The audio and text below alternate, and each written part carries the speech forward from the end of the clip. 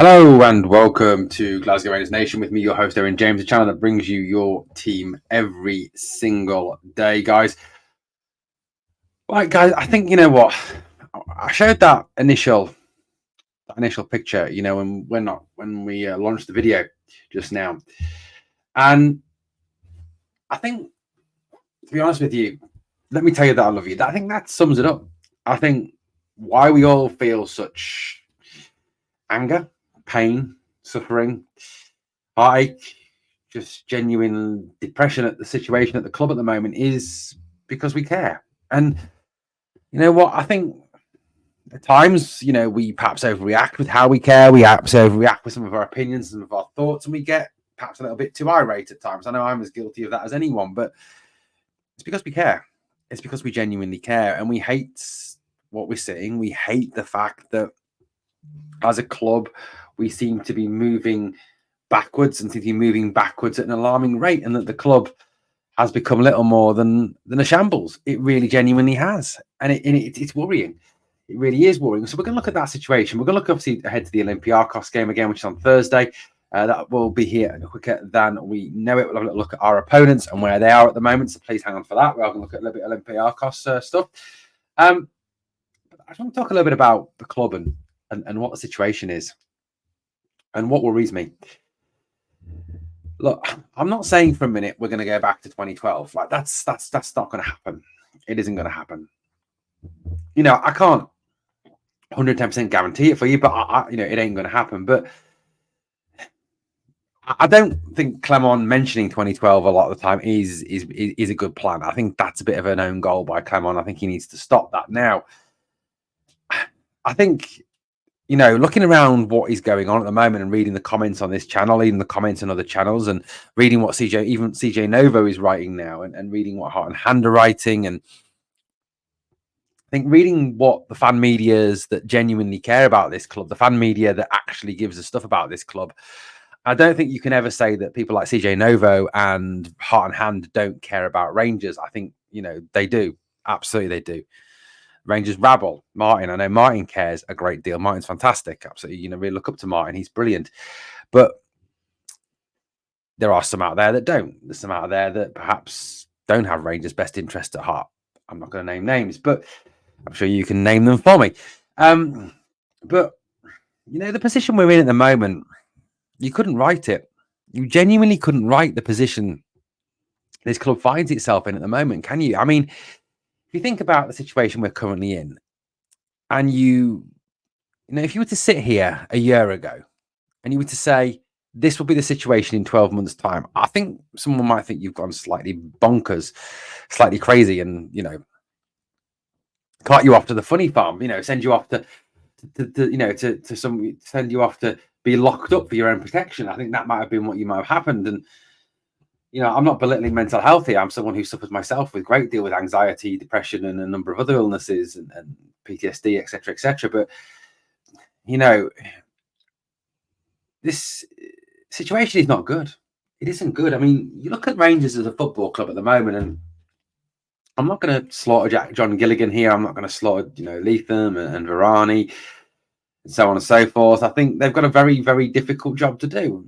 Who's to blame for that? I think everyone can name their own scapegoats. Everyone can, kind of blame their own people. And, I think the Union Bears kind of left us in no uncertain terms with what they thought of this whole situation at the club on Saturday, sorry, on Sunday at the semi-final.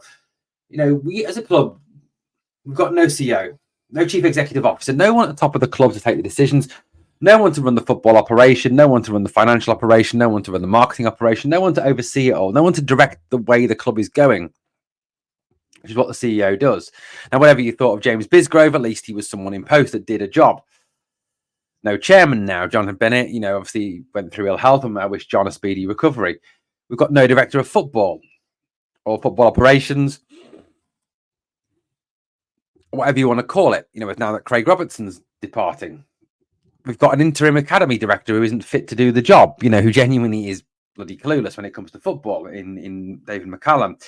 We've got a debt saddled over the club of £17 million worth of losses. We've got a situation where the club appears to be almost Titanic-esque careering towards an iceberg, and there's nobody at the wheel.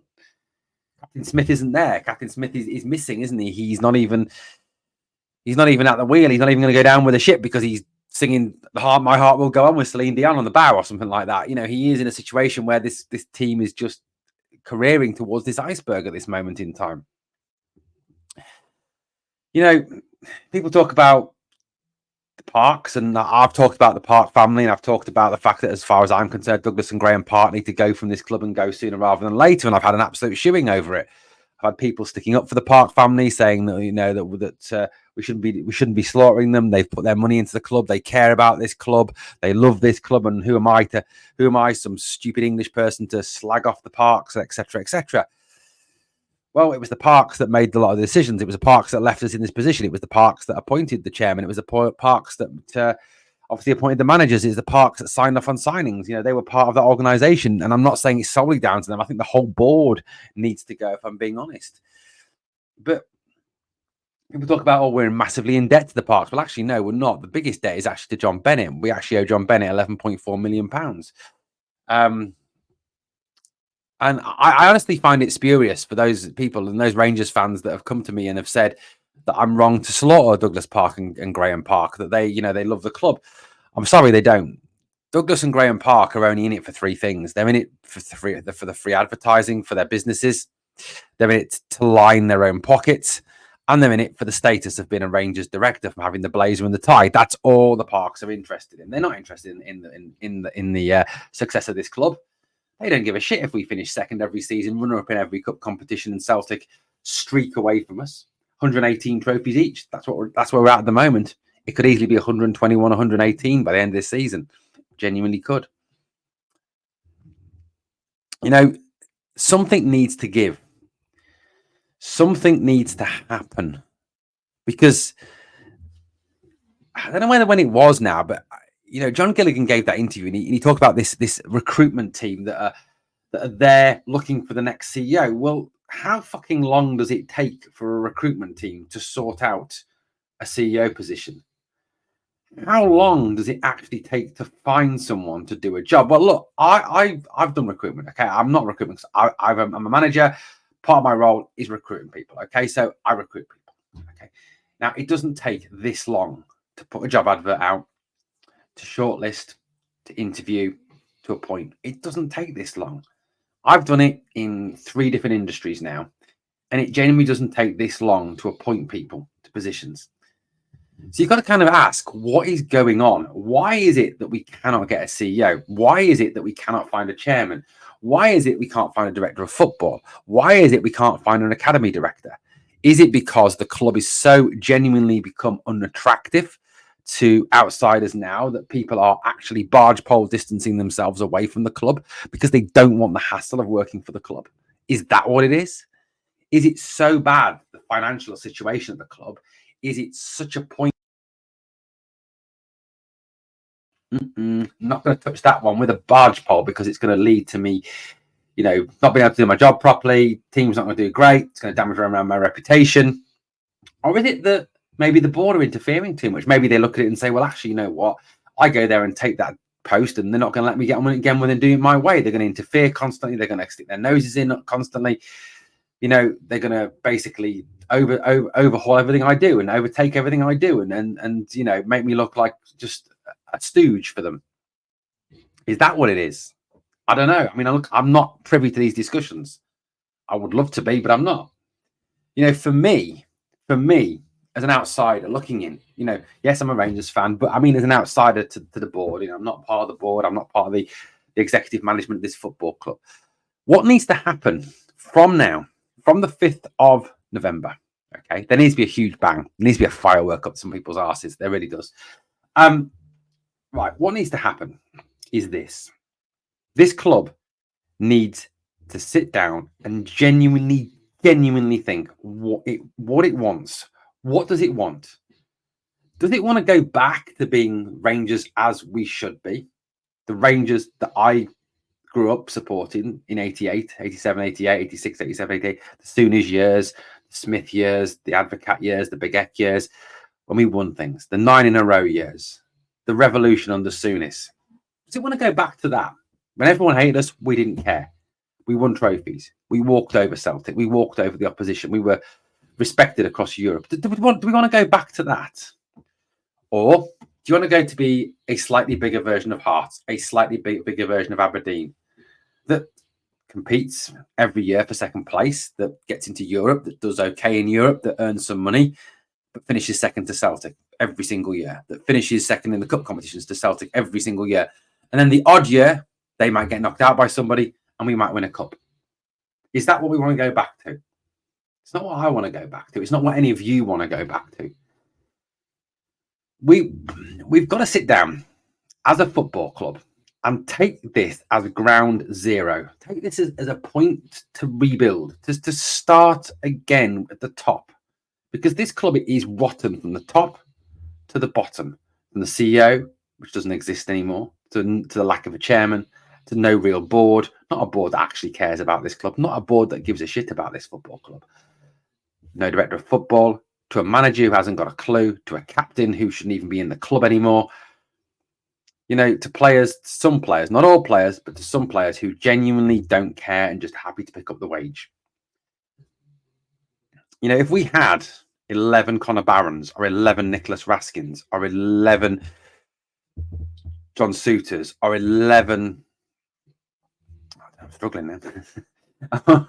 Or, you know, 11 Leon Ballagans, we'd be fine. We'd absolutely... Bahar-Bairamis, we'd be absolutely wiping the floor with Celtic. We would. Just be pure heart and desire. But we need to sit down and we need to appoint a CEO. And we need to take that CEO and give that CEO independence to make decisions, to actually sit there and say, right, this is going to change, this is going to change, this is going to change, and this is going to change. And if it doesn't change, then we ain't going to move forward and I'm out.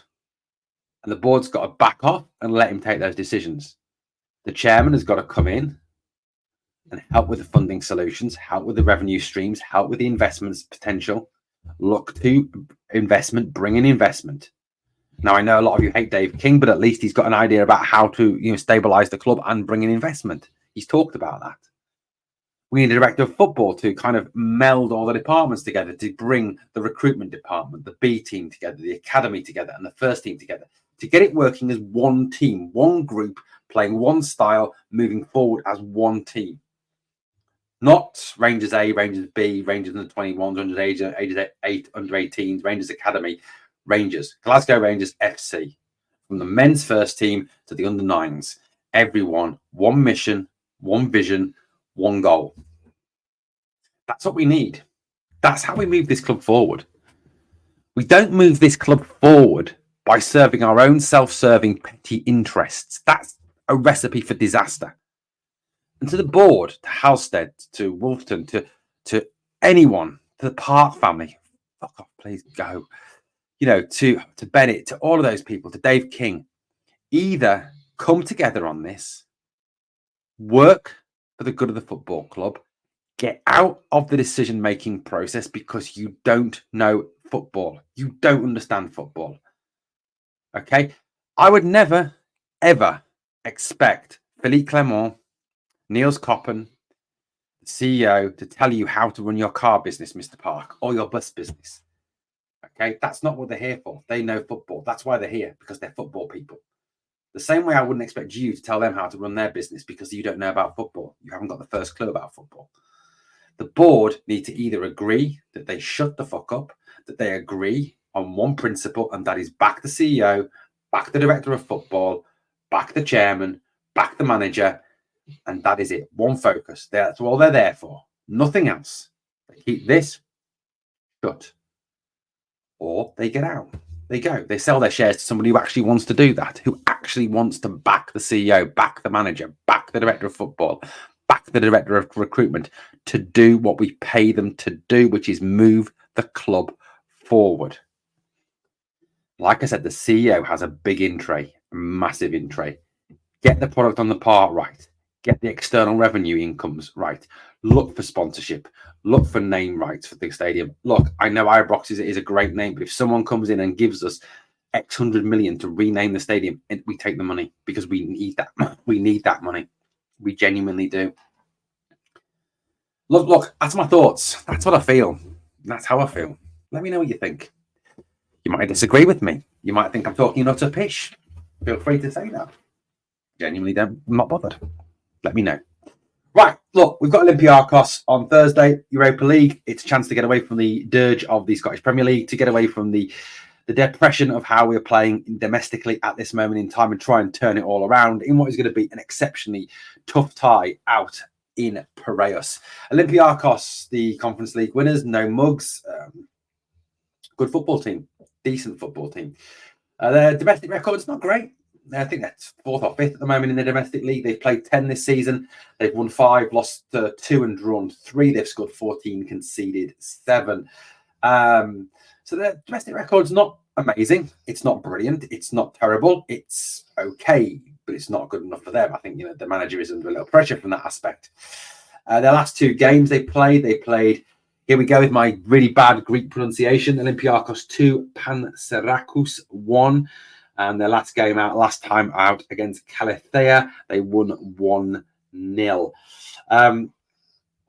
That team that played on, that was their last game, was Wednesday, the 30th of October. So they've had, nearly 5-6. They've had quite a time off. They will have had over a week off to prepare for this fixture. So they'll definitely be coming in fresh, or they could be coming in rusty. Who knows? But, as for the teams, as for Olympiacos and how they line up, and how they'll bring this game, they're going to come with confidence. They're going to come with the aspiration that they can win, that they can do well in this game. They play a 4-2-3-1, very much like us. They've got, some reasonably good, well-known players, Castanha, Ortega. They've got Chicolino, who's a decent player, Rodinal. They've got Martins, El Kababi, their striker. I'm not sure whether he's a lamb or a chicken kebab, but he's a decent footballer, a Moroccan international, good footballer. They're a decent side. Their Europa League record so far, they lost on match day 1, 2-0 to Lyon, but that's no disgrace. Lyon are, I think, one of the best teams in the Europa League this season. They then beat Braga of Portugal 3-0, famous name in Rangers European history there. And then they won 1-0 away in Malmo. Their overall record in the Europa League is played 3, won 2, lost 1, drawn none. They haven't conceded a goal in their last 2 Europa League games. They've scored 4, conceded 2 overall. They'll attack, they'll have a go. Now, if you remember, they came to Ibrox for a pre-season friendly last year and gave us a bit of a lesson, didn't they? So they're no mugs. This will be a tough tie. And as I said on the video yesterday morning, we need to make sure that we've learnt a lesson, that we've moved the team forward, that we make the right selections, that Clement looks at how that team finished the game on after 67 minutes for the last 23 minutes of that game, or however long it lasted, with stoppage time and stuff. And that's what he needs to go for. Football's not rocket science. It genuinely isn't brain surgery. It's not some miracle. It isn't hard. And what kind of gets to me, guys, going to this game on Thursday is we can all see it. We can all sit here and we can all see it. But it seems he can't. I don't know. Guess what it is. It's stubbornness. I don't know what it is. But we need to look at it. But this team, Olympiacos, are going to be no mugs. They're going to be a decent side. They're going to give us a decent test. We've got to be our very best. And we've got to replicate the last. And I'm not saying that last 23 minutes was perfect by any stretch of the imagination. But I kind of agree with Philippe Clement. Jesus Christ, lock me up on one thing. And that's that this last game needs to be a signpost game, a changing game, a kind of watermark, a high watermark, a line in the sand from which we move forward from. Because if it isn't, it's going to be a long old season. That's where we're up to, guys. We obviously go into that game on Thursday. It's going to be tough. Let's hope that it's a Rangers Thursday night. Let's hope that we raise our game, as we've done in the past, as we did in Dortmund a few seasons ago, as we've done against Red Star, as we've done against Leipzig, as we've done against a number of teams that we weren't tipped to beat. Let's hope we raise it. Guys, look, let me know. Let me know what you've been thinking. Let me know your thoughts. Let me know where you're at. Would love to hear from you. Right, guys, look, it is a pleasure speaking to you as always. It does help. Look, I'll be honest with you, it's a difficult time at the moment for the family, for me. I don't really want to talk about my personal business on thing. I'm not going to talk about the specifics of what's happening, but it's tough for the family at the moment. We're having a difficult time and it's tough. But you know, this helps. It gets me out of thinking about what's going on. I think that's given me to really, you know, talk about the club that I love. And I thank you for your support. Thank you so much. We're back to speak again very soon here on the channel, guys. Remember always, we are the people.